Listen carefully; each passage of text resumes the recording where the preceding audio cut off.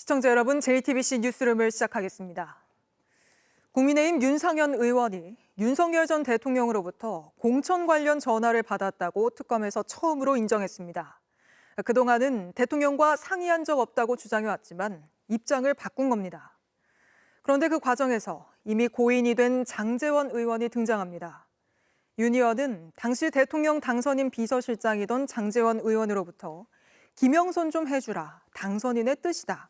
이런 전화를 먼저 받았고 그 뒤에 윤 전 대통령이 장제원 전화 받았느냐며 연락해왔다고 당시 상황을 구체적으로 진술한 걸로 파악됐습니다. 이로써 윤 전 대통령의 공천 개입 혐의는 더욱 짙어졌지만 내일로 예정됐던 소환 조사에는 또 응하지 않을 걸로 전망됩니다. 저 소식 윤정주 기자가 단독 취재했습니다. 어제 14시간 특검 조사를 마친 윤상현 국민의힘 의원은 진실하게 진술했다고 했습니다. 윤 전 대통령 부부로부터 연락 받으신 적이 없다 이런 입장이십니다. 그거는 이제 뭐 다 제가 성실하고 진실되게 말씀드렸으니까. 윤석열 전 대통령 부부가 김영선 전 의원 공천에 개입했다는 의혹을 받는 2022년 보궐선거에서 윤상현 의원은 국민의힘 공관위원장을 맡았습니다. 당시 공천 발표 하루 전 윤 전 대통령과 명태균 씨가 통화한 녹음 파일이 지난해 10월 공개됐습니다. 김영선이 좀 해줘라 그랬는데 예. 뭐 이렇게 말이 많네 당에서. 내가 예. 상현이한테 내가 한 번 더 얘기를 할게. 걔가 공관위원장이니까. 한 번 더 얘기할 게의 대상인 윤 의원에게 특검은 당시 상황을 물었습니다. 윤 의원은 명 씨와 윤 전 대통령 통화 하루 이틀 전 장제원 당시 대통령 당선인 비서실장에게 전화를 받았다고 진술했습니다. 그러면서 장제원 실장이 김영선을 좀 해주라 했다며 윤석열 당선인도 같은 뜻이라 했다고 진술했습니다. 고 장제원 전 의원은 올 3월 성폭행 수사가 진행되는 도중 스스로 목숨을 끊었습니다. 윤 의원은 특검에 윤석열 당시 당선인과 통화한 얘기도 진술했습니다. 명 씨가 윤 전 대통령과 통화한 5월 9일쯤 윤석열 전 대통령에게 전화가 왔다는 겁니다. 당시 윤 전 대통령이 창원 공천은 잘 돼가냐, 장제원 전화를 받았냐고 물었다고 기억했습니다. 윤 의원은 당시 장 전 의원에게 전화를 받았고 잘 논의해보겠다고 대답하자 윤 전 대통령이 알았다, 됐다고 했다고 진술했습니다. 실제 이 통화 후인 5월 10일 김영선 전 의원은 창원 의창에 단수 공천됐습니다. 윤 의원은 올 2월 공천 개입 의혹이 거세지자 이렇게 부인했습니다. 대통령하고 뭐 이렇게 통화는 할 수가 있었습니다. 그렇지만 어떤 김영선을 공천 줘라 이런 얘기를 들은 적은 없습니다. 하지만 특검에선 장 전 의원을 언급하며 윤 전 대통령의 말을 전해 들었다고 하면서 윤 전 대통령과의 통화 내용까지 진술했습니다. 윤 의원은 다만 공관위 회의 등 공식석상에서 윤 전 대통령 뜻을 언급한 적은 없다며 업무방해 혐의를 부인했습니다. JTBC 윤정주입니다. 특검이 김건희 여사 일가에 대한 대대적인 압수수색에 나설 당시 그 영장에 어떤 내용이 적혀 있었는지도 저희가 취재했습니다. 윤석열 전 대통령 부부가 지방선거 공천 곳곳에 개입했다는 내용은 물론 김 여사가 소유한 코바나 컨텐츠가 뇌물 2억 2천여만 원을 받았다고 구체적인 액수까지 적시한 걸로 확인됐습니다. 김지훈 기자의 단독 보도입니다. 지난 금요일 특검은 서울 서초 아크로비스타와 코바나 컨텐츠 사무실을 비롯해 오빠의 장모 집까지 김건희 여사에 대해 전방위적인 압수수색을 펼쳤습니다. 압수수색 영장에는 윤석열 전 대통령과 김 여사가 특가법상 뇌물 혐의 피의자로 적시됐습니다. JTBC 취재 결과 특검은 코바나 협찬 의혹과 관련해 영장에 뇌물 액수를 정확히 적시했습니다. 특검은 윤 전 대통령과 김 여사가 컴투스 홀딩스 송병준 의장으로부터 2016년 르 코르비지에전을 시작으로 2019년 현대미술의 혁명가들전까지 전시회 협찬금 총 2억 2,110만 원을 코바나 계좌로 송금받았고 이는 뇌물수수에 해당한다고 적었습니다. 돈이 건네진 이 기간 송 의장은 회사 주식을 신고하지 않은 혐의로 검찰 수사를 받고 있었습니다. 하지만 중앙지검은 최종 무혐의 결론을 내고 불기소 처분했습니다. 특검은 윤 전 대통령에게 건네진 돈과 불기소 결정이 연관이 있는지 확인하고 있습니다. 영장에는 부부의 공천 개입 의혹에 대해서도 적혀 있었습니다.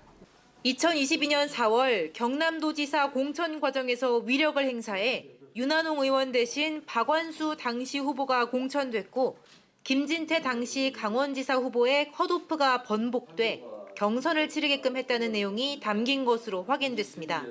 특검팀은 다음 달 6일 오전 김 여사를 피의자 신분으로 불러 조사할 계획입니다. JTBC 김지은입니다. 보신 것처럼 윤상현 의원까지 특검에 들어가선 윤석열 전 대통령으로부터 공천 관련 전화를 받았다고 인정했습니다. 특검이 공천 개입 의혹을 입증할 진술을 확보했다는 분석이 나오는데 법조팀 박현주 기자와 좀 더 짚어보겠습니다.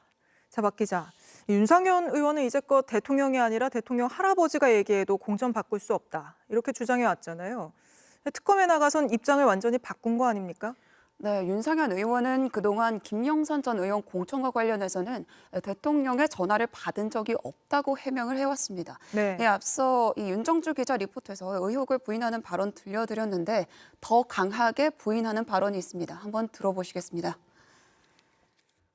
대통령 할아버지가 전화해도 휘둘리지 않는다라는 말씀을 드리고요. 대통령이 김영선을 공천 줘라? 저한테 얘기한 적이 없습니다.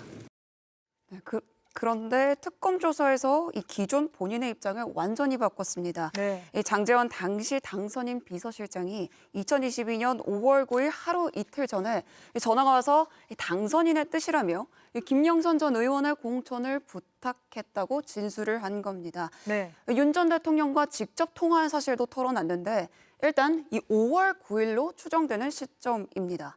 이 통화에서 윤 전 대통령이 이 창원 의창 지역구를 언급하면서 장제원한테 이야기 들었냐는 취지로 말했다는 겁니다. 이 시기는 이 대통령 취임식이 있던 시점이기도 한데 일단 이 5월 9일 명태균 씨와 윤 전 대통령이 직접 통화를 나눈 날입니다. 공천 발표 하루 전날이기도 합니다. 내가 상현이한테 내가 한 번 더 얘기를 할게. 걔가 공관위원장이니까. 네, 그리고 나서 이 녹취에 나온 대로 실제 윤 전 대통령과 윤 의원의 통화가 이뤄진 겁니다. 네. 그리고 다음 날인 이 5월 10일에 김영선 전 의원의 전략 공천이 확정됐습니다. 윤상현 의원이 특검 조사에서 이미 고인이 된 장제원 의원까지 언급을 했잖아요. 그 이유는 뭐라고 봐야 할까요? 그렇습니다. 윤상현 의원은 당선인의 직접적 지시를 받아서 네. 정당한 공천을 방해했다는 업무방해 혐의를 받고 있습니다. 윤상현 의원의 진술을 하나씩 따져보면 일단 구체적인 내용은 윤석열 전 대통령이 아닌 장제원 전 의원으로부터 내용을 전달받았다는 것이고요. 이후 윤 전 대통령이 전화를 했지만 이 공천을 본격적으로 논의한 게 아니라 장제원 얘기는 들었다는 정도의 말만 들었다는 주장입니다. 그리고 공천회의 등 공식 석상에선 당선인의 지시를 받은 바도 또 논의된 바도 없다는 것이고요. 특검으로선 사망한 장 의원에게 구체적인 내용을 확인하기가 힘들기 때문에 윤상현 의원은 이런 발언들을 통해서 자신과 윤 전 대통령과 직접적 연관성이 없다고 부인하려는 것으로 볼 수 있습니다. 네. 이렇게 진술해서 그렇게 직접적 연관성이 없다고 피해갈 수 있는지는 좀 더 지켜봐야겠습니다. 근데 윤상현 의원 같은 경우에는 지난해 갑자기 휴대전화를 교체해서 논란이 일지 않았습니까? 그렇습니다. 윤 의원이 돌연 휴대전화를 교체한 시점이 바로 이 지난해 12월입니다. 네. 명태균 씨가 검찰에 휴대전화 3대와 이 USB 1대를 제출하면서 공천 개입 의혹 수사가 본격적으로 이루어지던 시기인데 윤 의원은 특검의 압수수색 후에 수사에 협조하지 않는 모습도 보였는데요. 이 아이폰 휴대전화를 제출하면서도 비밀번호 제공을 거부를 해오다가 JTBC 보도로 이런 사실이 알려진 뒤에 돌연 특검에 비밀번호를 제출했습니다. 특검은 이미 압수수색 영장에 적시한 것처럼 윤석열 전 대통령 부부를 공천 개입, 그러니까 업무방해죄의 피의자로 보고 있지 않습니까? 그렇습니다. 특검은 윤 전 대통령 부부가 2022년 지방선거 때 이 여러 인사들의 공천에 개입했다고 보고 이를 영장에 적셨습니다. 오늘 이준석 대표까지 압수수색했죠. 윤상현 의원은 특검 조사에서 장제원 의원까지 언급했지만 그 말을 종합해보면 윤 전 대통령의 공천 개입이 분명히 있기는 있었다는 게 특검의 판단입니다. 네. 특검은 이 김 여사를 부르기 전에 공천 개입에 대한 구체적 진술과 증거 등을 확보해 놓겠다는 계획입니다. 알겠습니다. 박현주 기자는 여기까지 짚어보겠습니다. 특검은 이준석 개혁신당 대표 역시 윤 전 대통령 부부 공천 개입 사건의 공범으로 보고 압수수색에 나섰습니다. 이른바 칠불사 회동도 들여다보고 있는 걸로 알려졌는데 개혁신당은 대표로 선출된 지 하루 만에 압수수색을 했다며 정치적 망신주기라고 반발하고 있습니다. 연지환 기자입니다. 김건희 특검팀 수사관들이 이준석 개혁신당 대표의 집 안으로 들어갑니다. 압수수색 범위는 어디까지인가요? 특검팀이 이준석 개혁신당 대표의 서울, 경기 동탄 자택과 의원실 등을 전격 압수수색했습니다. 이준석 대표는 2022년 보궐선거에서 김영선 전 의원의 공천에 관여했다는 업무방해 혐의로 피의자 입건됐습니다. 이 대표는 당시 국민의힘 당대표였습니다. 명태균 씨는 김영선 전 의원이 단수 공천을 받는 게 아니라 경선을 치르게 됐다는 사실을 당시 이준석 대표로부터 들었다고 JTBC에 밝힌 바 있습니다. 밤에 12시가 좀 넘어서 이준석 대표가 연락이 옵니다. 낮에 한기호 총장이 창원 의창은 경선해라 라고 하는데 누가 당선인 측에서 이후 명 씨는 윤상현 의원에게 항의를 했고 윤 전 대통령 부부와 통화까지 했다는 게 명 씨 주장입니다. 제가 윤상현 의원하고 통화를 합니다. 아니 그럼 누가 대선 때 누가 당을 위해서 열심히 뛰겠습니까? 그럼 집에서 다 놀고 있다가 선거 때면 기어 나오면 되지. 예? 아니 그게 바퀴벌레 아닙니까? 특검은 이준석 대표 역시 윤 전 대통령 부부 공천 개입 혐의의 공범으로 보고 있습니다. 공천 개입 의혹의 발원지로 지목된 이른바 7불사 회동도 들여다보고 있는 걸로 전해집니다. 개혁신당은 반발했습니다. 새로운 지도부가 임기를 개시하는 첫날 무리하게 이루어진 특검의 압수수색은 정치적 오해를 불러올 수밖에 없습니다. 정치적 의도를 가진 언론 플레이, 정치적 망신주기라는 특검은 영장을 미리 발부받은 뒤 이 대표의 해외 일정을 고려해 오늘 압수수색에 착수했다는 입장입니다. JTBC 연지환입니다. 네, 이렇게 윤석열 전 대통령의 공천 관련 전화를 받았다는 친윤, 윤상현 의원의 진술까지 나왔지만 윤 전 대통령은 내일로 예정된 특검 조사에 또 응하지 않을 걸로 보입니다. 바로 특검 연결해보죠. 자, 김영민 기자, 윤 전 대통령은 결국 내일도 조사에 불응할 걸로 전망이 되는데 특검에서는 어떻게 대응할 계획입니까? 네, 김건희 특검은 윤석열 전 대통령에게 내일 오전 10시까지 나와 공직선거법 위반 혐의와 관련해 조사를 받으라고 통보를 했습니다. 하지만 아직까지 윤 전 대통령 측의 입장은 없는 상황입니다. 변호인 선임계조차 제출하지 않고 있어 특검으로서는 일정 조율을 하기가 굉장히 어려운 상황인 것으로 알려졌습니다. 따라서 윤 전 대통령이 건강상의 이유로 내일 조사에 불출석할 거란 전망에 무게가 실리고 있습니다. 특검은 이번 조사를 통해 윤 전 대통령이 명태균 씨로부터 지난 20대 대선 당시 여론조사를 무상으로 받은 의혹과 22년 지방선거와 보궐선거 그리고 지난해 치러진 21대 총선 공천 과정에 개입했는지 여부 등을 캐물을 예정이었습니다. 특검은 내일 통보한 시간까지 상황을 지켜보고 불출석이 확정되면 재소환 요구나 강제 구인 등 다른 수사 방향을 정하겠다고 밝혔습니다. 윤 전 대통령이 조사를 거부하더라도 특검은 수사에 박차를 가하고 있죠. 건진법사 의혹 관련해서 구속영장을 청구했던데 어떤 인물입니까? 네, 다음 달 6일 김건희 여사 소환을 앞두고 수사에 속도를 내고 있는 특검은 이른바 김 여사 선물이라며 다이아 목걸이와 샤넬백 등을 건진법사에게 건넨 전 통일교 세계본부장 윤모 씨에 대한 구속영장도 청구를 했습니다. 정치자금법 위반 혐의인데요. 또 건진법사와 함께 이권을 챙기고 브로커로 동업한 혐의를 받고 있는 이모 씨에 대해서도 구속영장을 청구했습니다. 특검은 이른바 김 여사 집사 게이트 사건과 관련해 오늘 오전 KB캐피탈 황순남 전 대표를 소환하는 등 전방위적인 수사를 이어가고 있는 상황입니다. 지금 공천 개입 의혹 수사도 진행이 되고 있는데 관련 인물이 숨진 채 발견됐다고요? 네, 그렇습니다. 오늘 새벽 3시쯤 경기 평택시의 한 야산에서 최호 전 경기도 의원이 숨진 채 발견됐습니다. 최 전 의원은 지난 2022년 6월 지방선거 당시 국민의힘 평택시장 후보로 공천됐는데 이 과정에서 윤 전 대통령 부부의 지원을 받았다는 의혹으로 지난 4월 검찰에서 참고인 조사를 받은 바 있습니다.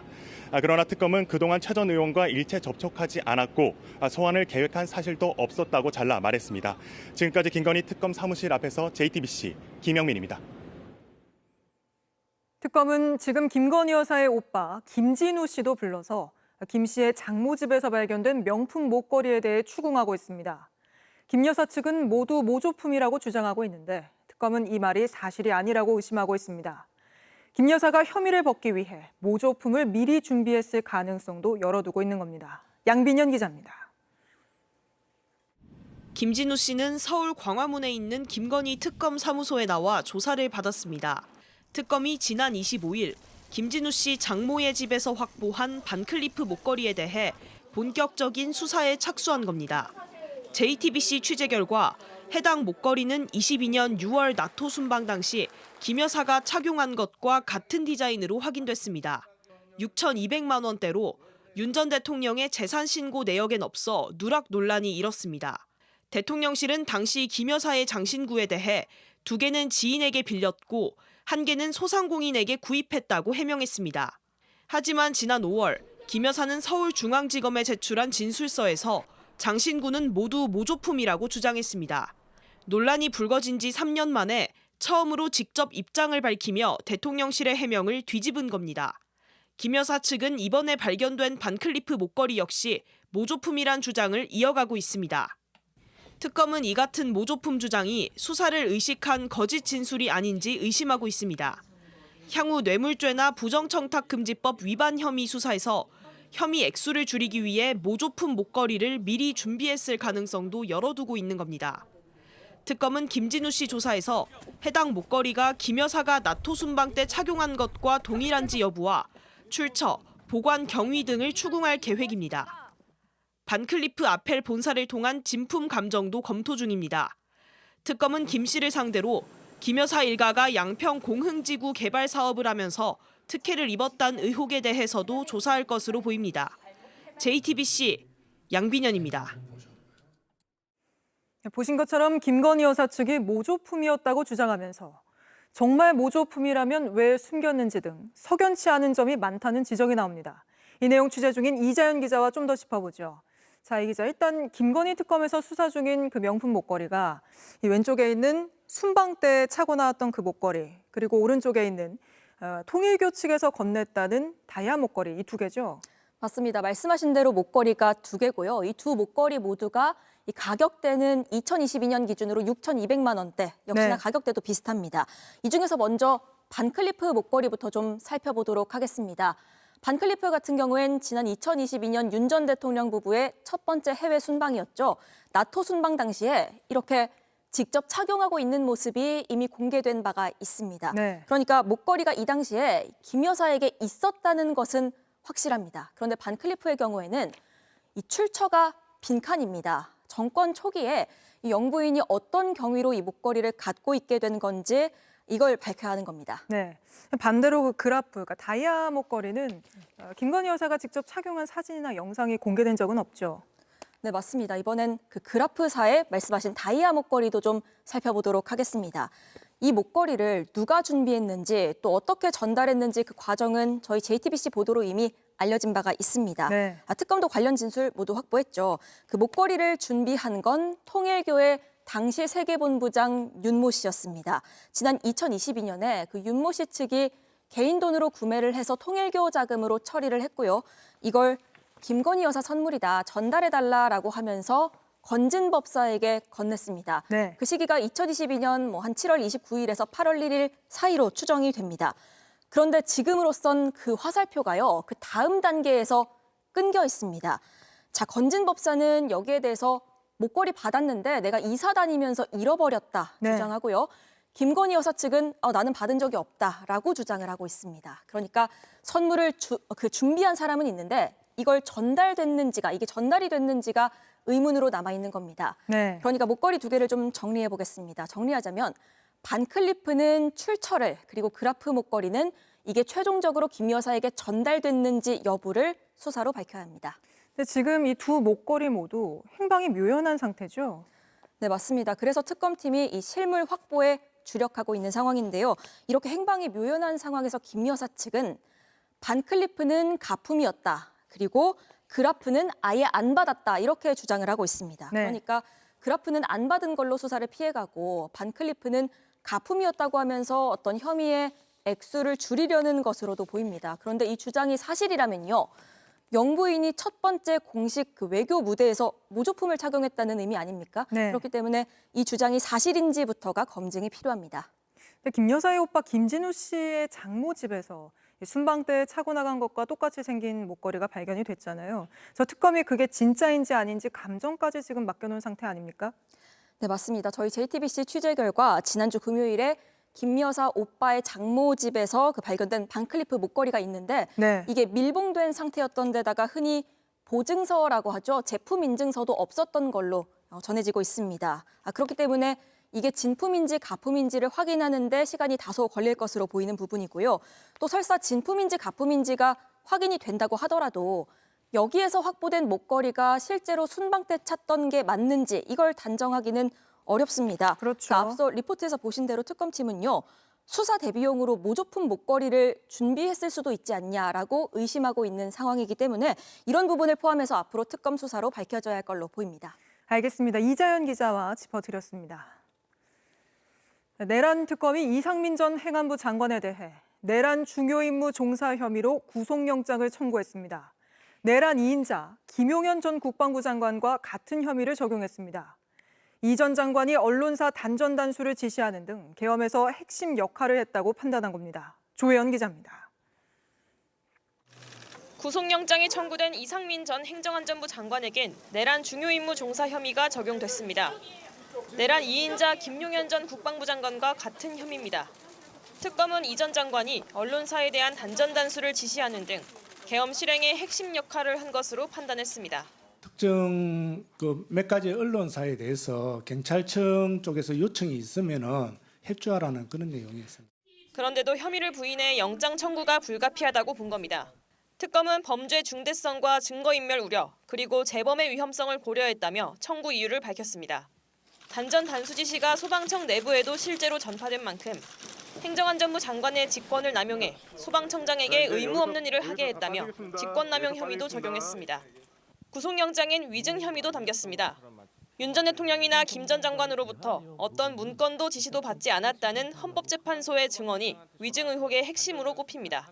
대통령에 대한 검찰의 공소장을 보니까 뭐 보여줬다는 얘기가 나오는데 대통령이 주면 주지 뭐 보여주고 뭐 그렇게는 상식적으로 전 납득이 안 갑니다.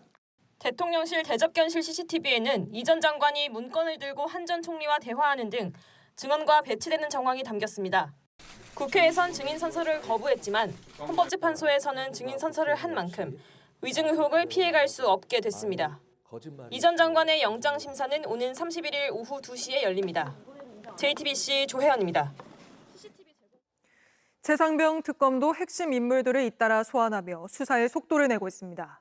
이종섭 전 국방부 장관의 최측근인 박진희 전 군사보좌관을 오늘 소환한 데 이어 내일은 이른바 VIP 경로회의에 배석한 조태용 전 국가안보실장을 불러 조사하기로 했습니다. 박사라 기자입니다. 조태용 전 국가안보실장은 그동안 VIP 경로설에 대해 모르쇠로 일관했습니다. 그러니까 31일 수석 비서관 회의에서 보고한 적이 없다는 거죠? 없습니다. 하지만 순직해병특검은 조 전 실장이 최상병 수사 외압 의혹을 풀 핵심 인물로 보고 내일 피의자 신문으로 소환하기로 했습니다. 최초 수사 결과를 보고받은 대통령이 어떤 반응을 하였고 누구에게 어떤 지시를 하였는지 그리고 이러한 지시가 수사 결과에 어떤 영향을 미쳤는지. 조 전 실장은 2023년 7월 31일 VIP 경로가 불거진 회의에 배석했고 이날 오전엔 02-800-7070으로 걸려온 전화를 받았습니다. 김계환 전 사령관이 VIP 경로서를 전달받았다고 지목한 임기훈 전 국방비서관을 비롯해 이종섭 전 국방장관과도 7, 8월에 걸쳐 수차례 통화했습니다. 이종섭 전 장관의 최측근 참모였던 박진희 전 국방부 군사보좌관도 참고인 신분으로 특검에 출석했는데 VIP 경로서를 묻는 취재진의 질문엔 말을 아꼈습니다. 특검에 가서 진실하고 성실하게 조사 임하겠습니다. 순직한 최상병의 명복을 빕니다. 박 전 군사보좌관은 최상병 사건 수사 외압 의혹 관련한 주요 국면마다 핵심 관련자들과 소통했습니다. 이종섭 전 장관이 초동 수사 결과를 보고받는 자리에 배석했을 뿐만 아니라 이튿날 경로회의 직후에도 이 전 장관과 통화했습니다. 특히 경로 다음 날엔 김계환 전 해병대 사령관에게 관련 혐의자를 줄이라는 취지의 지침을 준 사실도 드러났습니다. 특검팀은 박 전 군사보좌관이 수사 외압에 깊이 관련된 정황이 드러날 경우 피의자 신분으로 전환도 가능하다는 입장입니다. JTBC 박사라입니다. 지난 2021년 윤석열 전 대통령이 국민의힘 대선 후보로 선출되는 과정에서 종교단체 신천지 신도들이 집중 동원됐다는 의혹이 커지고 있습니다. JTBC는 당시 총회장 이만희 씨 지시로 신도들의 국민의힘 당원 가입을 독려한 게 맞다는 신천지 내부 증언을 입수했습니다. 또 신천지 2인자로 꼽히는 핵심 간부가 윤석열 당시 후보와 신천지의 관계를 강조하는 육성 녹취도 확보했습니다. 먼저 이한길 기자입니다. 전직 신천지 관계자는 국민의힘 당원 가입이 시작된 건 지난 2021년 7월부터였다고 했습니다. 당시 윤석열 전 검찰총장이 대선 예비 후보로 등록하고 대권 행보에 나선 시점입니다. 노골적으로 했죠, 노골적으로. 국민의힘 당 가입하고 움직일 수 있는 표가 10만 표 이상씩 있으니까. 지역이나 교회별로 숫자를 할당하는 방식이었습니다. 총회장 이만희 씨의 지시라고 했습니다. 과천교회 같은 경우는 장년회장, 부녀회장, 청년회장을 불러서 당원 가입을 시켜라라고 이만희 씨가 또 얘기를 했다는 거예요. 모두 10만 명 가입을 목표로 한 것으로 알려집니다. JTBC가 입수한 녹취에는 이런 정황이 고스란히 담겨 있습니다. 신천지 2인자이자 총회 총무 고모 씨와 핵심 간부 사이 통화입니다. 윤석열 라인에 들어간 거 맞습니다, 선생님. 전 봤을 때 오늘 대성공을 했다고 확신합니다. 이만희 씨가 윤석열 당시 대선 후보와 통화도 했다면서 보안에 유의해야 한다는 취지로도 말합니다. 윤땡땡하고도 통화도 하셨더라고요, 실제로. 잘못하면 나라가 뒤집어져. 그럼요. 조심해야 된다, 지금은. 네네. 가입 지시는 대선 한 번으로 끝나지 않았습니다. 지난 2023년 5월 신천지는 또다시 신규 신도 등을 중심으로 국민의힘 당원 가입을 독려합니다. 이듬해 4월 총선을 앞둔 시점이었습니다. 정당에 가입하는 것은 국민으로서 주권을 행사하는 것입니다. 여러분들이 적극적인 참여가 필요합니다. 외부로 알려지는 걸 막기 위해 필라테스 회원을 모집하는 것처럼 암호를 썼고 엑셀 파일을 만들어 관리하기도 했습니다. 당원으로 가입한 신도 가운데 상당수는 지금도 당비를 내는 책임당원으로 남아 있습니다. 이에 대해 신천지는 신도들은 대한민국 국민으로 다양한 정당에서 활동할 수 있다고 해명했습니다. JTBC 이한길입니다. 이와 함께 신천지 내부자들은 이 신천지의 생존을 위해서 이렇게 윤 전 대통령을 조직적으로 지지했던 거라고 주장했습니다. 당시 경기지사였던 이재명 대통령이 대선에서 승리한다면 신천지가 해체될 수도 있다는 우려가 컸다는 겁니다. 계속해서 이한길 기자입니다. 코로나19가 시작된 지난 2020년 신천지 내부에 집단 감염 사태가 발생합니다. 밀집된 장소에서 모임을 계속하면서 바이러스가 번져갔습니다. 여러분들에게 엎드려 사죄를 구하겠습니다. 이재명 당시 경기지사는 이만희 씨가 거주하는 가평 신천지 연수원을 직접 찾아갔습니다. 8시쯤에 다른 차량을 이용해서 이곳을 나가셨다고 합니다. 저희가 내부는 전부 수색을 했는데 여기 계시지 않은 건 확인이 됐습니다. 비난 여론은 커졌고 한때 30만 명을 넘어섰던 신천지 교인 수는 급격하게 줄었습니다. 결국 이 씨는 구속됐습니다. 전 신천지 관계자들은 이 때문에 지난 대선 당시 이재명 후보에 대한 반감이 컸다고 설명했습니다. 그리고 이제 그때 분위기는 이재명 경기지사가 신천지까지 해체할 수 있는 분위기로 갔어요. 대통령이 되면은 신천지가 힘들어진다. 우리가 지금 모이지도 못하는 게 뿔뿔이 흩어지는 게 다 정치권의 어떤 문제 때문이다. 또 그래서 상대적으로 이재명 후보의 상대방인 국민의힘 후보를 지지하려고 했다는 겁니다. 특히 그 가운데 윤석열 후보를 선택한 이유도 있었습니다. 검찰총장 시절 신천지 압수수색을 2차례 막으면서 우리 편으로 간주했다고 말했습니다. 법무장관의 아주 공개 지시가 내려왔습니다. 그래서 제가 압수수색은 불가하다. 그런 압수수색은 방역과 역학조사에 도움이 안 됩니다. 특검은 관련 자료를 경찰에게 넘겨받아 수사를 이어가고 있습니다. 경찰 역시 정당법 위반 등의 혐의로 이만희 씨에 대한 수사에 착수했습니다. JTBC 이한길입니다. 국민의힘은 당 대선 경선 과정에 신천지가 개입했다는 의혹에 대해서 근거가 없는 얘기라며 강하게 부인했습니다. 그러나 홍준표 전 시장까지 나서서 이 신천지 개입은 사실이라고 주장하면서 오늘 정치권은 이 문제로 종일 시끄러웠습니다. 계속해서 황예린 기자입니다. 홍준표 전 대구시장은 연일 신천지 개입설이 사실이라고 주장하고 있습니다. 오늘은 20대 대선을 앞두고 가입한 19만 명 중 윤석열 후보를 지지하는 당협에서 신규로 가입한 게 11만 명 정도라고 했던 2021년 11월 권성동 의원의 라디오 인터뷰도 거론했습니다. 내부자였던 홍 전 시장의 폭로에 더불어민주당은 윤석열과 신천지의 밀월이 드러나고 있다며 공세 수위를 높였습니다. 윤석열 검찰총장의 신천지 봐주기, 그 대가로 신천지 신도 10만 명의 책임당원 입당과 윤석열 지원, 이게 사실이라면 국민의힘은 민주정당이 아닙니다. 당무감사와 수사가 필요한 사안이라는 겁니다.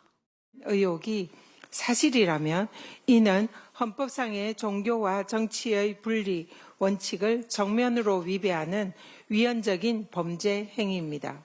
국민의힘은 증거가 없는 의혹이라며 반발하고 나섰습니다.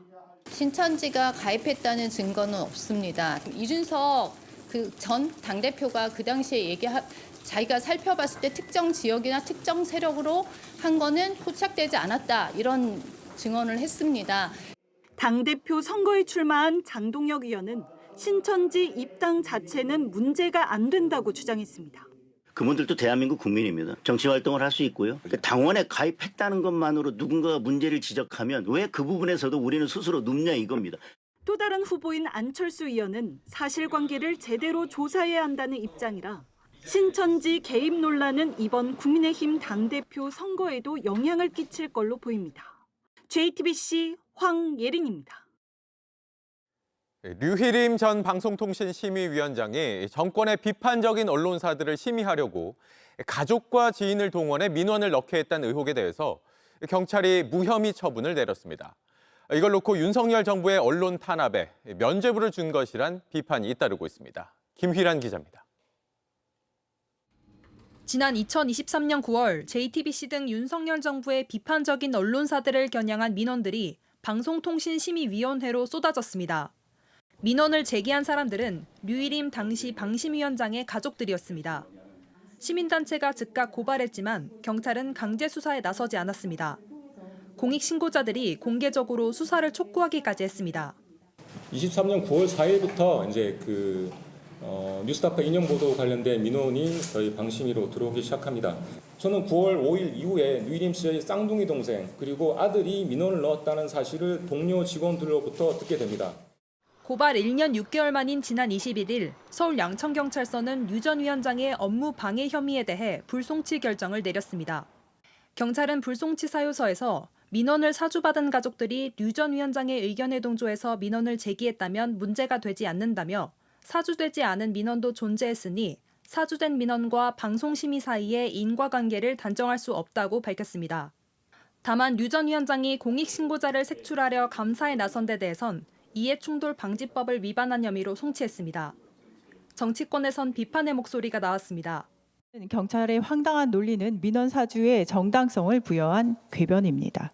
이 결정은 앞으로 방심위원들이 민원을 사주해서 계획적으로 언론사를 징계해도 문제 안 된다는 독재적 선례를 남길 것입니다.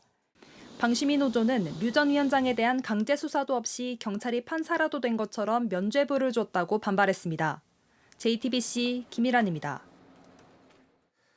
일본에 이어 유럽연합도 미국에 대규모 투자를 약속하고 관세를 15%로 낮추기로 합의하면서 우리나라도 이걸 바탕으로 막판 협상을 벌이고 있습니다. 미국 측은 투자뿐만 아니라 쌀과 쇠고기 시장 개방도 압박하고 있습니다. 먼저 이승환 기자입니다. 대통령실은 미국과 진행 중인 막바지 관세 협상과 관련해 미국산 농축산물의 수입 확대가 협상 카드로 다뤄지고 있다고 밝혔습니다. 앞서 김용범 정책실장이 협상 품목 안에 농산물이 포함돼 있다고 처음 밝힌 데 이어 미국 측의 구체적 요구가 있다는 사실을 추가로 공개한 겁니다. 미국 측의 압박이 매우 거센 건 사실입니다. 그리고 거기 구체적으로 농축산물에 대한 요구가 있는 것도 사실입니다만 가능한 국내 산업 보호를 위해서 양보의 폭을 최소화하기 위해서 노력하고 있다는 점. 국방비 증액과 미국산 무기 구매 등 안보 분야도 함께 협상 테이블에 올라 있다고도 했습니다. 그 문제도 협상의 목록에 들어가 있는 것으로 알고 있습니다만 어느 수준에서 어느 정도의 협상이 진행되고 있는지에 대해서는 말씀드리기 어렵다는 점. 관세 협상 최종 시한이 나흘 앞으로 다가온 가운데 유럽연합도 현지 시간 27일 미국과 무역 협상을 마쳤습니다.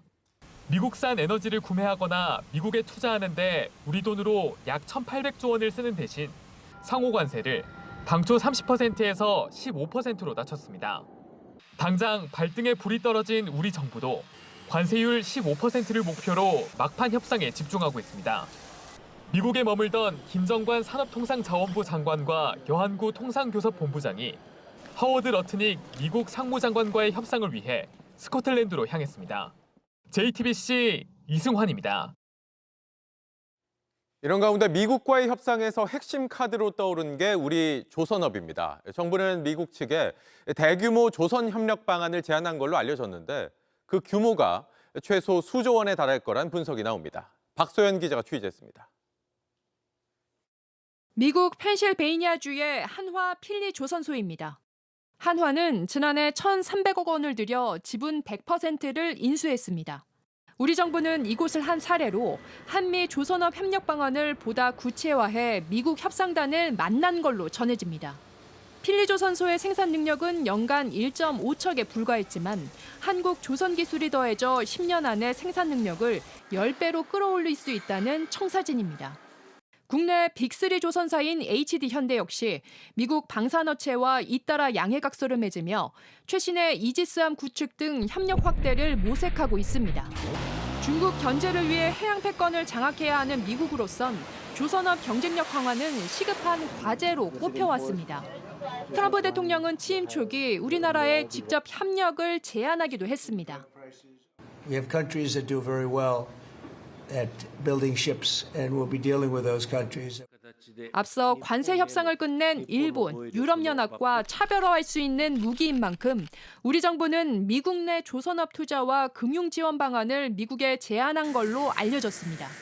무엇보다 관심은 우리 투자 규모입니다. 업계에 따르면 우리 정부는 최소 필리조선소 인수액의 10배인 1조 3천억 원 정도는 되어야 대미 투자로 볼 수 있다는 입장인 걸로 알려졌습니다. 관건은 우리가 뭘 얻을 수 있을지입니다. 시장 확대 측면에선 긍정적이란 평가가 나옵니다. 우리가 미국의 어떤 특수선의 기술을 배워올 수도 있는 부분도 있지만 미국의 또 어떤 시장을 우리가 진출한다는 측면에서 훨씬 더 긍정적이라고 저는 보고 있습니다. 다만 국내 조선 관련 기술과 인력 유출 규모, 또 큰돈이 드는 미국의 대형 조선소 추가 인수 등은 더 따져봐야 한다는 목소리도 나옵니다. JTBC 박소연입니다. 트럼프 대통령은 각 나라와의 관세 협상에 적극 개입하고 있습니다. 우리 정부와 협상 중이던 미국 상무장관이 트럼프의 갑작스런 호출에 협상 중간에 자리를 뜨는 일도 있었던 걸로 JTBC 취재 결과 파악됐습니다. 워싱턴 정강현 특파원입니다. 한국과 관세 협상을 이끄는 하워드 러트닉 상무장관은 지난 24일 트럼프 대통령의 긴급 호출을 받았습니다. 당시 김정관 산업부 장관, 여한구 통상교섭본부장과 한창 협상이 진행 중이었지만 러트닉은 곧바로 양해를 구하고 협상을 중단했습니다. 복수의 정부 소식통은 당시 러트닉이 지금 백악관에 들어가야 한다며 80분 만에 자리를 떴다고 확인했습니다. 러트닉은 백악관에 다녀온 다음 날 이번엔 김장관만 자신의 뉴욕 자택에 불러 단독 협상을 이어갔습니다. 백악관 주변에선 당시 트럼프가 러트닉을 호출해 한국을 비롯한 협상 상대국에 대규모 대미 투자를 요구하는 전략 등을 직접 지시했을 가능성이 거론됩니다. 실제 같은 날 트럼프는 일본처럼 관세를 낮추려면 돈을 내라는 요구를 직접 밝히기도 했습니다.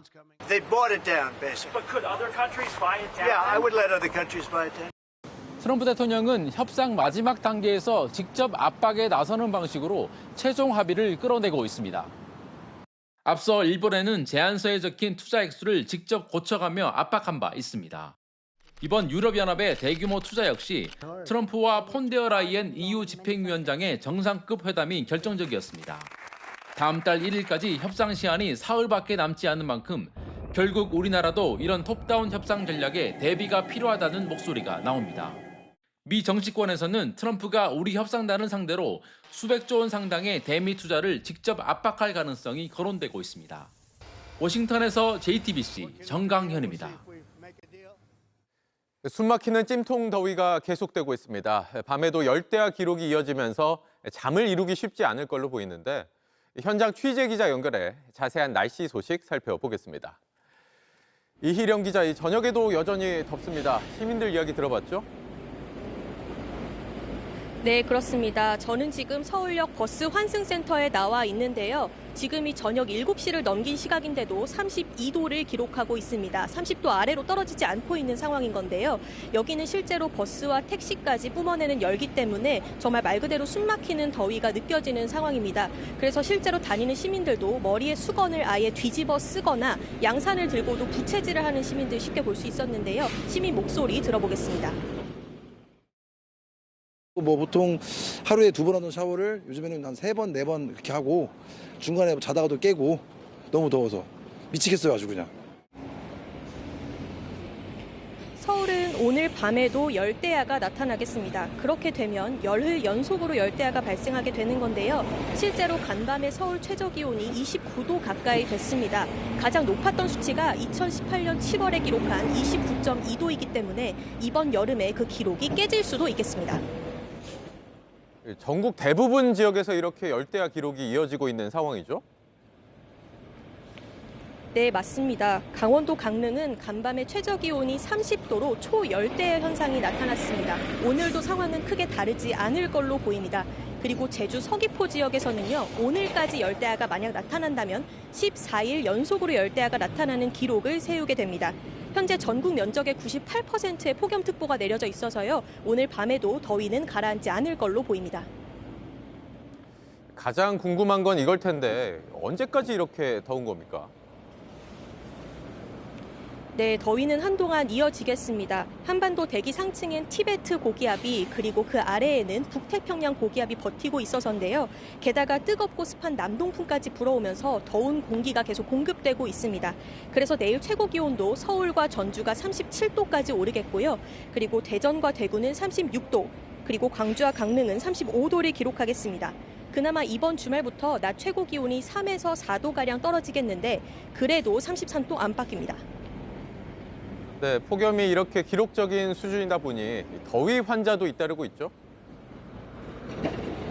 네, 맞습니다. 어제까지 누적 온열 질환자는 2,400명을 넘어섰습니다.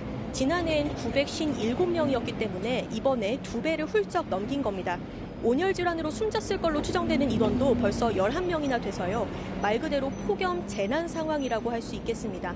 하루 중 가장 무더운 시간대 낮 12시부터 오후 5시까지는 외출을 자제하고 야외 활동도 자제하시는 것이 좋겠습니다. 지금까지 서울역 버스 환승센터에서 JTBC 이희령입니다. 수원의 한 아파트에서 화재 감지기에 숨겨둔 마약이 발견되는 일이 있었습니다. 경찰은 이른바 던지기 수법으로 마약을 전달하려 한 걸로 보고 있는데 마약은 이렇게 수도권 아파트에서도 버젓이 유통되고 있습니다. 이세현 기자가 취재했습니다. 경찰차 2대가 아파트 안으로 들어섭니다. 경찰이 아파트 직원들과 함께 엘리베이터에 탑승합니다. 엘리베이터 안에서 아파트 직원이 조심스럽게 무언가를 건넵니다. 작은 봉지에 담긴 마약입니다. 지난 8일 오전 10시쯤 경기 수원의 한 아파트 복도 천장에서 발견됐습니다. 화재 연기 감지기에 오작동이 발생해 점검에 나섰던 아파트 직원이 감지기 커버를 열고 내부를 확인하던 중 테이프로 붙어있는 수상한 물체를 발견한 겁니다. 검은색 절연 테이프로 껌종이만한 게 있어가지고 테이프를 딱 열어봤더니 그 비닐 종이에 하얀 가루 같은 게 들어있는. 아파트 복도 천장에 있던 연기 감지기입니다. 이 안쪽 공간에 마약이 숨겨져 있었습니다. 감지기 안에 작은 틈이 있어 열지 않으면 알기 힘든 구조였습니다. 현장에 출동한 경찰은 가루를 수거해 국립과학수사연구원에 성분 분석을 의뢰했습니다. 조사 결과 해당 가루는 마취제로 강력한 진통 마취 효과가 있는 케타민이었습니다. 경찰은 이른바 던지기 수법으로 마약이 숨겨진 것으로 보고 있습니다. 마약을 건네기 위해 약속된 장소에 숨겨놓은 건데 그 방법이 더 은밀하게 바뀌고 있습니다. 경찰은 CCTV 등을 분석해 마약을 숨긴 사람을 추적하고 있습니다. JTBC 이세현입니다. 이재명 대통령이 금융권을 향해서 이자놀이에 매달려 있다고 직격한 지 나흘 만에 오늘 금융당국이 주재한 금융권 긴급 간담회가 열렸습니다. 전방위 압박이 거세지자 금융권은 100조 원 펀드 조성에 참여하고 서민 금융도 늘리겠다고 약속했습니다. 이성화 기자입니다. 지난주 이재명 대통령은 수석 보좌관 회의에서 은행을 비롯한 금융기관들이 이자 장사만 하고 있다고 직격했습니다. 국내 금융기관들도 손쉬운 주택담보대출 같은 이자놀이, 이자 수익에 매달릴 게 아니라 투자 확대에도 신경을 써주시기 바랍니다. 그렇게 해야 국민경제의 파이가 커지고 금융권이 벤처, 혁신기업 등 새로운 투자나 서민금융은 소홀히 하면서 부동산 관련 대출 이자로 손쉽게 돈을 벌고 있다는 겁니다. 실제 금리 인하기였던 올해 상반기 4대 금융지주 순이익은 10조 원을 넘어 사상 최대를 기록했습니다. 특히 이자 수익은 상반기에만 21조 원대를 기록했습니다. 그 과정에서 주택담보대출은 늘었지만 중소기업 소상공인 대출은 정체되거나 오히려 줄었습니다. 이 대통령의 발언 나흘 만에 오늘 금융위는 전 금융권 협회장들을 불러 긴급 비공개 간담회를 열었습니다. 권대영 금융위 부위원장은 시중 자금의 물꼬를 생산적이고 새로운 영역으로 돌려야 한다고 강조했습니다. 정부 차원의 질타가 이어지자 금융권은 신사업 투자를 위한 100조 원 규모의 펀드 조성에 협력하고 소상공인 금융 지원도 늘리기로 했습니다. 우리 IMF 위기 이후로 회대출 통해가지고 그냥 편하게 먹고 살았으니까 경쟁 없이 예컨대 땅 짓고 헤엄치기 같은 영업을 쭉 해온 거죠. 금융당국은 주택담보대출 쏠림 현상의 원인으로 지목된 건전성 규제도 개선하기로 했는데 금융권의 구체적인 개선안은 TF를 통해 마련한다는 계획입니다. JTBC 이상화입니다. 최동석 신임 인사혁신처장의 막말 논란이 이어지고 있습니다. 저희 취재 결과 최 처장은 취임 한 달 전에도 문재인 전 대통령을 향해서 대통령감이 아닌데 공직에 나오는 바람에 나라가 이 꼴이 됐다. 그런데도 지금 책 장사나 하고 책임의식을 찾아볼 수 없다는 취지로 말한 걸로 확인됐습니다. 여당에서도 비판이 나옵니다. 강희연 기자입니다. 임명 한 달 전 유튜브 방송에 출연한 최동석 신임 인사혁신처장이 문재인 전 대통령을 향해 정제되지 않은 발언들을 쏟아냅니다. 문재인은 대통령감이 아니에요. 그런데 공직에다 끌어내가지고 그걸 하는 바람에 이제 나라가 여기까지 추락했는데 비판은 계속됐습니다. 지금도 뭐 책 팔면서 책 장사하고 나라가 이 꼴이 됐는데 그에 대한 책임의식은 내가 보기엔 문재인에게서 찾아볼 수가 없어요. 그러면서 문재인 정부 인사들을 전방위로 공격합니다. 학습 능력이 없어서 임종석은 배우질 못해요. 전대협 의장 이후에 얘는 성적하지 않은 거예요. 이낙연 전 총리에 대해선 허우대는 멀쩡해서 당시 평가는 좋았다고 비하했고 조국 전 민정수석을 문 전 대통령과 싸잡아 비판하기도 했습니다. 문재인과 조국을 보면 어떻게 이럴까? 이렇게 무식할 수가 있을까 이 분야에. 진영 내부를 향했던 막말이 연일 드러나며 여당 내에서조차 우려의 목소리가 커지고 있습니다. 민주당 한 재선 의원은 정부 뒤에 숨지 말고 본인이 공식적으로 나서 사과해야 한다며 안 그러면 문제가 커질 거라고 했습니다. 국민의힘은 자진 사퇴를 촉구했습니다. 초대형 막말 유튜버에게 공직사회의 인사혁신을 맡긴다는 것이 국민 눈높이와 전혀 맞지 않습니다. 다만 대통령실은 최 처장 거취에 대해 추가 검토하고 있는 사항은 없다고 선을 그었습니다. JTBC 강희연입니다.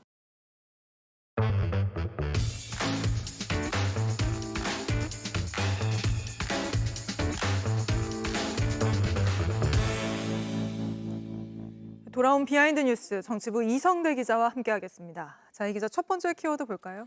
네, 첫 번째 키워드 바로 보겠습니다. 미국이 나서달라. 자, 윤 전 대통령 멘토로 알려진 심평 변호사가 지난 25일이었죠. 변호사 자격으로 윤 전 대통령을 접견했다고 밝혔습니다. 자, 그런데 윤 전 대통령이 열악한 환경에서 반인권적인 탄압을 받고 있다 이렇게 주장을 했는데 자신의 SNS에 이렇게 글을 썼습니다. 자, 윤 전 대통령이 작은 독방, 불과 2평도 안 되는, 2평도 안 되는 협소한 곳에 있었고 최소한의 운동도 할 수 없어서 소화 기능에 문제가 생긴다. 그리고 또 밤에 자리에 누우면 꼼짝달싹 할 수가 없다. 그냥 한마디로 말하면 처참한 주거 환경이라서 생지옥이다라고 이야기를 했습니다. 계속 한번 들어보시죠. 네. 이 좁은 공간 1.8평 거기에 하루하루를 어렵게 생활을 하고 있는 이 상황을 심평 변호사가 보면서 이렇게 말합니다. 미친 짓이다. 반인권적 수준이다. 이렇게 말하고 있습니다. 구치소잖아요. 게다가 법무부는 관계 법령에 따라서 윤석열 전 대통령 일반 수용자와 동일하게 대하고 있다. 이렇게 밝히지 않았습니까? 오히려 전직 대통령 예우 차원에서 지금은 일반 재소자들에 비해서 좀 더 나은 여건에 있는데 불만을 제기하고 있다. 이런 비판도 나오고 있습니다. 네. 당장 재구속 이후에 여러 차례 접견을 했었죠. 특히 지금 폭염에도 불구하고 에어컨이 켜 있는 접견실을 여러 차례 이용하는 게 아니냐라는 의혹이 나온다고 저희가 전해드린 바도 있습니다. 네. 당장 이 심편 변호사도 바로 이런 접견실을 이용했을 가능성이 있고요. 자, 이런 상황인 그러니까 자기가 접견을 하고 싶을 때 아무런 제약 없이 접견을 하는 이런 상황이 생지옥이라면 접견조차 제대로 못하는 다른 재소자들은 생지옥보다 더 열악한 상황이 있는 게 아니냐 이런 지적이 나오는 겁니다. 근데 갑자기 왜 미국한테 나서달라는 건가요?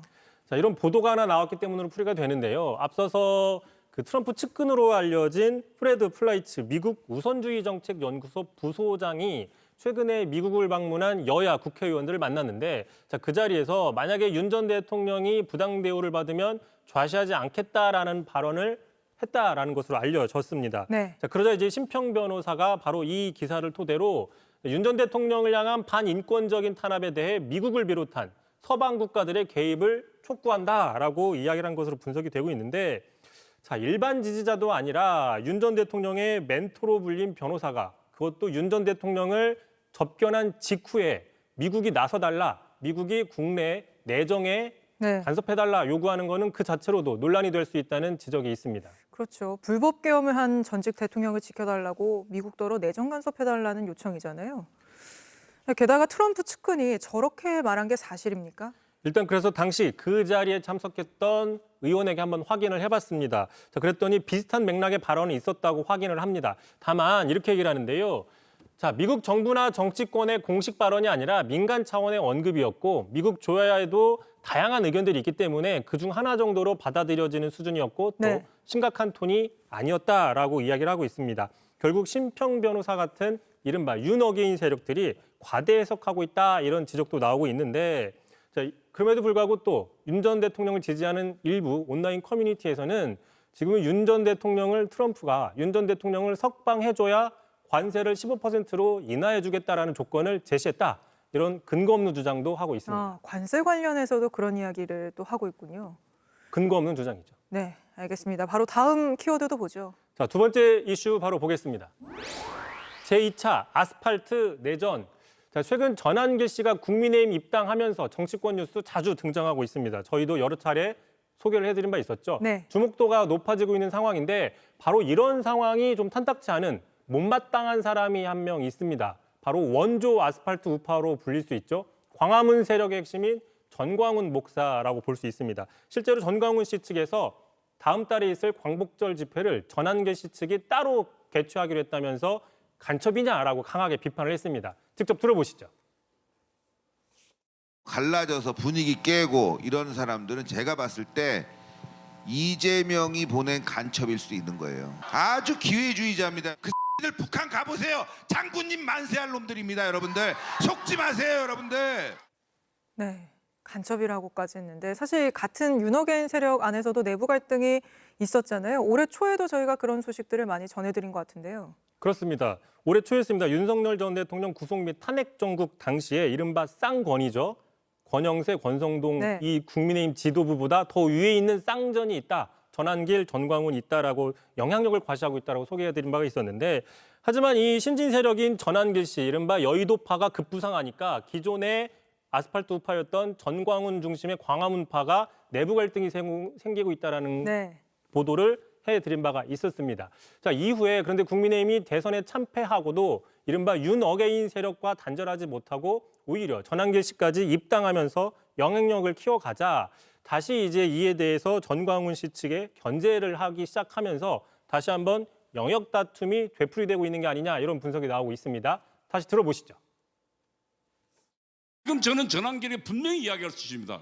저들은 지금 우리를 분열시키는 우리 내부의 적입니다. 네, 알겠습니다. 오늘은 여기까지 듣죠. 이성대 기자였습니다. 1년 반 동안 환자 곁을 떠나 있던 전공의들이 오늘 처음 환자 단체와 만나 대국민 사과를 했습니다. 환자 단체는 사과를 받아들이면서도 전공의들이 조건 없이 복귀해야 한다고 요구를 했는데 여기에 대해선 명확한 답변이 없었습니다. 공다솜 기자입니다. 환자 단체를 찾은 전공의 단체 대표는 의료 공백 피해에 대해 사과했습니다. 길어진 의정 갈등으로 인해 불편을 겪고 불안하셨을 국민 여러분께 사과의 말씀을 드립니다.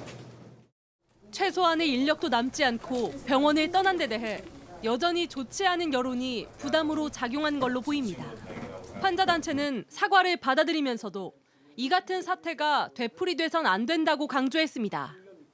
다시는 환자의 생명을 정부 정책에 반대하는 수단으로 사용하지 않겠다는 약속은 있었으면 좋겠다. 또 전공의의 조건 없는 복귀를 요청했습니다. 하지만 이에 대한 명확한 답은 듣지 못했습니다. 전공의들은 앞서 정부의 수련 연속성을 보장하라고 요구했습니다. 이를 위해선 입영 연기 같은 병역 문제와 수련 기간 등을 손봐야 합니다. 특혜 논란이 빚어질 수밖에 없는데 전공의들은 말을 아낀 겁니다. 단축 수련이라든지 입영 연기라든지 그런 부분에 대해서는 저희의 공식 입장이 아니다. 관련해서 저희가 일단 지금 바로 드릴 말씀은 없을 것 같습니다. 이런 가운데 의대 교수단체는 오늘 이전 정부에 동조한 정치권과 대학 총장들이 국민에 사과해야 한다고 주장했습니다. 그러면서 부당한 정책에 항의해온 전공의에게 또다시 사과를 요구하는 건 비상식적인 처사라고 했습니다. 서울시 의사회는 개별 사정이 있는 전공의에겐 탄력적인 기회가 제공돼야 한다고 주장했습니다. JTBC 공다소입니다. 의대생들의 복귀를 둘러싼 특혜 논란도 계속되고 있습니다. 일부 의대가 15주 동안 받아야 할 수업을 6주 온라인 강의로 대체하기로 한 걸 놓고 교육이 부실해지고 형평성도 문제란 반발이 나온 겁니다. 이희정 기자입니다. 경희대 의대가 2학기에 돌아올 학생들을 상대로 올린 공지글입니다. 본과 1, 2학년은 6주간 온라인 강의로 1학기 수업을 대체한다는 내용입니다. 약 15주에 달하는 수업 내용을 사전 녹화된 강의로 압축해 듣도록 한 겁니다. 당장 부실 수업과 형평성 논란으로 번졌습니다. 생명을 책임지는 개념들을 배우는 건데 그것을 6주 안에 잘 하고 넘어갈 수 있을지도 의문이고 영상을 틀어놓기만 하는 사람도 굉장히 많았기 때문에 학교는 또 기말 시험에 따라 9월에 1학기 유급 여부를 결정하겠다고 해 사실상 유급 처리를 백지화한다는 지적이 나왔습니다. 단체로 유급되는 상황이 발생하는 걸 막고자 이러는 것 같긴 한데 그래도 최소한의 약간의 페널티 같은 거는 있어야 한다고. 학사 유연화는 없다고 재차 강조해온 교육부는 최근 각 대학이 창의적인 방안을 마련하면 지원하겠다고 뒤로 물러섰습니다. 이후 경희대의 6주 강의 지침에 별다른 이의를 제기하지 않았습니다. 이뿐만이 아닙니다. 일부 의대생들은 졸업 전 미리 인턴 수련을 허용해달라고 주장하는 걸로 알려졌습니다. 먼저 복귀한 동기들과 의사 과정을 같이 시작할 수 있게 해달라는 또 다른 특혜성 요구인 셈입니다. 의료계 관계자는 의대생들의 공식 입장이 아닌 일부 학생의 아이디어 차원이라며 정부가 받아주기 힘들 것이라고 했습니다. JTBC 이희정입니다.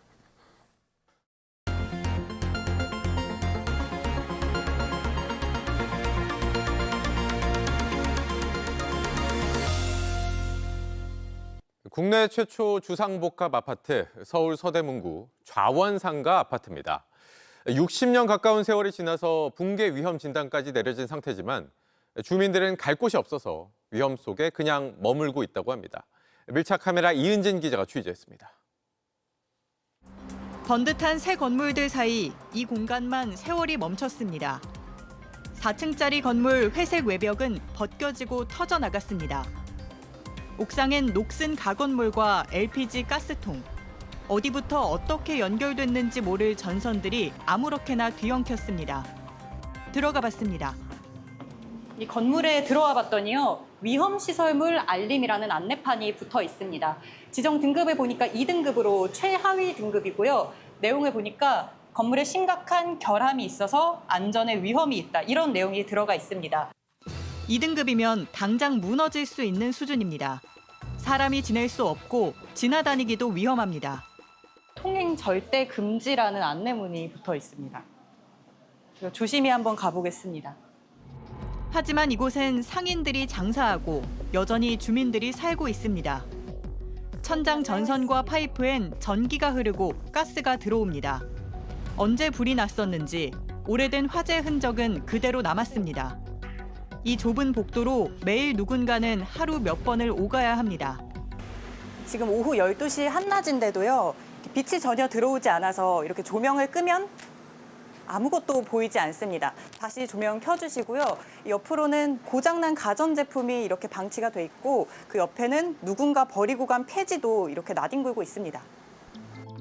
여기 사는 주민들 사실 무섭습니다. 위험해요. 지금 우리 아들도 오늘 아침에 그러더라고. 어머니, 그거 오래 앉았지 마세요. 집이 여기 벌써 여기가 막 물이 막 떨어져 여기서 물이 여기서도. 거주 공간이 있는 2층으로 올라가 봤습니다. 문을 열고 복도에 선풍기를 틀어놨습니다. 여기가 이리 와요. 그러니까 이걸 부는 거예요, 저리. 단열이 안 되는 건물, 방안은 35도입니다. 그러니까 선풍기가 하나, 둘, 셋, 넷 바깥에 팬이 하나, 둘, 셋, 7개 총. 에어컨은요? 이거 고장 나갖고 다 썩어가지고 저 실외기가. 하지만 떠날 수 없는 이유가 있습니다. 보증금 200에 28만 원, 월세 28만 원. 그러니까 싸니까 버티지. 공용 화장실은 남녀만 겨우 구분돼 있습니다. 그래도 이곳 한때는 고급 맨션이었습니다. 그때는 최고였죠. 여기 모래내에서는 참 살기 좋았어. 더우면 막 옥상에 올라가서 모두 수박 쪽에서 가져와서 논아 먹고. 하지만 이제는 내려앉는 천장을 겨우 버티고 있을 뿐입니다. 그거는 뭐 부식이 좀 됐거나 해서 불이 나거나 했을 때 2층 주민들이 도망칠 수 있는 유일한 비상구입니다. 그런데 이 앞쪽 천장을 보시면요. 이렇게 내려앉아서 쇠기둥 4개로 임시방편처럼 받쳐놨습니다. 이 옆에는 위험하니까 출입을 금지한다는 표지판도 붙었는데 비상 시에는 나갈 곳이 이 길밖에 없습니다. 비상 출입구인데 출입을 금지하는 이 상황. 한계가 온 건 분명한데 대책은 없습니다. 생활이 어렵다고 하더라도 임대료를 뭐 지급한다든지 하는 그런 제도 자체는 아직은 없거든요. 주택자금 대출 그런 거 해갖고 해주는데 그것도 몇 번 신청했는데 안 되더라고. 나 갈 데 없으니까 그러는 거예요. 건물이 지어진 지 60년.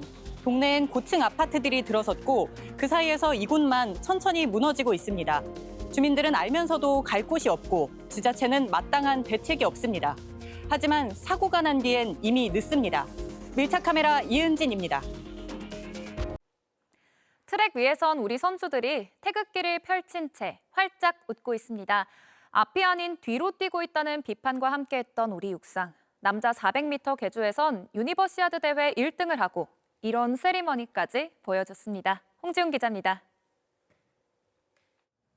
첫 번째 주자 서민준이 코너를 돌면서 앞으로 성큼성큼 나옵니다. 그 다음 두 번째 주자 나마디 조엘진은 직선주로에서 선두로 쭉쭉 치고 나갑니다. 세 번째 주자 이재성이 1위를 지켜내며 코너를 돌아 나오니 마지막 주자 김정윤이 바통을 받아 가속을 붙입니다. 경쟁자들과 격차를 벌려 결승선을 여유 있게 들어옵니다. 유니버시아드 400m 계주에서 나온 역사상 첫 금메달이었습니다. 무엇보다 38초 50으로 기록도 좋았습니다. 2달 전에 세웠던 한국 신기록에 0.01초 모자랐습니다. 이 팀은 1년 전부터 호흡을 맞추기 시작했고 하나씩 단계를 밟으며 성장해왔습니다. 100m 개인 기록은 10초 초중반대, 그러나 넷이 함께할 때 계주 기록은 점점 빨라졌습니다. 서로 잘하는 것을 특화한 덕분입니다.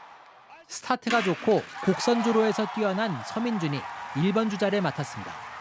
200m에도 강점이 있어 최대 속력으로 오래 버틸 수 있는 나마디 조엘진, 코너에서도 좋은 기록을 지닌 이재성이 뒤를 바쳤습니다. 마지막 주자인 앵커로는 직선주로에서 잠재력이 뛰어난 선수들을 번갈아 기용하며 경쟁력을 높였습니다. 그 결과 1년 사이 계주 기록을 0.19초 앞당겼습니다. 앞으로는 내부 경쟁에 속도를 낼 계획입니다. 이시몬, 고승환, 기회사와 같은 선수들이 계주에 합류할 가능성이 열려 있습니다. 이들의 꿈은 가깝게는 내년 나고야 아시안게임 메달 도전, 멀게는 3년 뒤 열리는 LA 올림픽 출전입니다. 올림픽 출전권을 얻으려면 지금보다 계주 기록을 0.2초 이상 더 단축시켜야 합니다. JTBC 홍중입니다.